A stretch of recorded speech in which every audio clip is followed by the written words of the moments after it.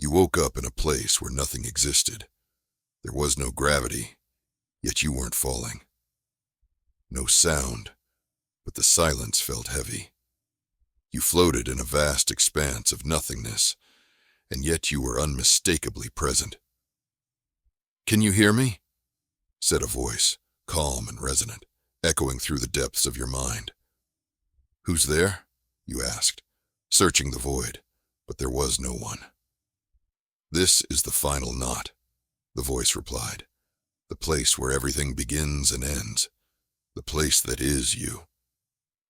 "What does that mean?" you asked, confusion and unease mingling in your tone. "This," said the voice, "is the echo of your solitude, the place where you can no longer run from yourself." "Solitude?" you repeated. I wasn't alone. There were people, family, friends. I had connections. "Yes," the voice said softly, "but the loneliness you carried wasn't in the absence of others. It was within the spaces between every connection, every word, every smile. You've been running from it your entire life." "What happens now?" you asked, your voice trembling. "Now," the voice said, "you face it." "This void is not a punishment," the voice continued. "It is a mirror, reflecting what you've avoided seeing. Here you must learn to listen to your own echo." The emptiness around you began to shift. Pinpricks of light appeared in the darkness, soft, glowing, and scattered like distant stars. Each one pulsed faintly, as if alive. "What are these?" you asked. "They are pieces of you," the voice replied. "Every thought, every emotion, every memory you've buried within your solitude." You reached out to touch one. It shimmered and expanded, revealing a moment from your life, a moment you had forgotten. A small kindness you had done for a stranger. A fleeting laugh shared with a friend. A tear shed in private.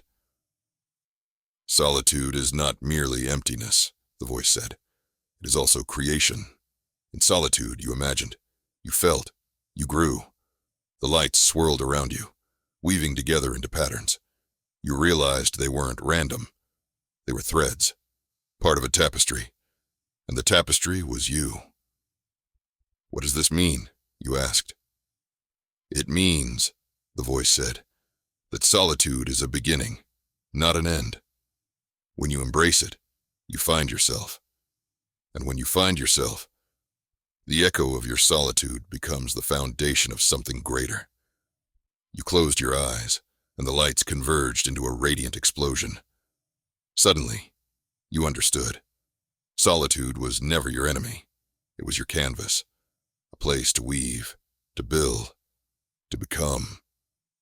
"Is this the end?" you asked. "No," the voice replied, softer now, almost fading.